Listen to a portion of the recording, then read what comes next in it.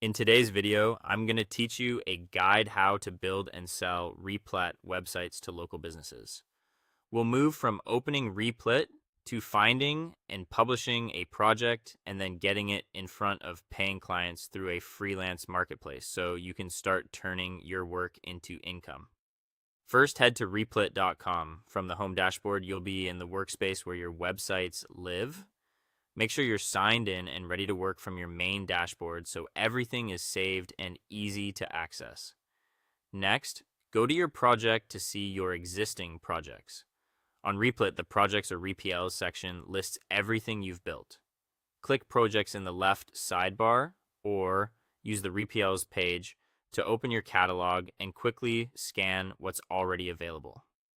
Now click on Projects to view the full list. This view shows each project's name, when it was last updated, and the tech stack. Use the search bar if you have a lot of entries and pick the one that best represents the kind of site a local business would want to see. Select one project you want to showcase.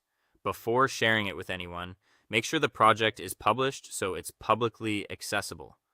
In Replit, look for the Publish option near the top of the editor. Give your site a clear title and a short, benefit-focused description that speaks to a local business owner.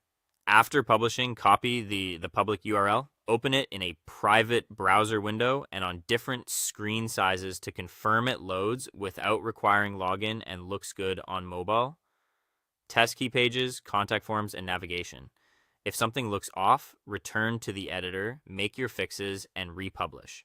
Keep images optimized so the page loads quickly, and replace any placeholder text with realistic copy a business owner would expect, like services, hours, and a simple way to contact you.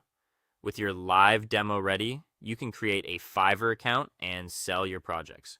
Go to fiverr.com, switch to the seller side, and write a concise profile that says you build fast, affordable websites for local businesses.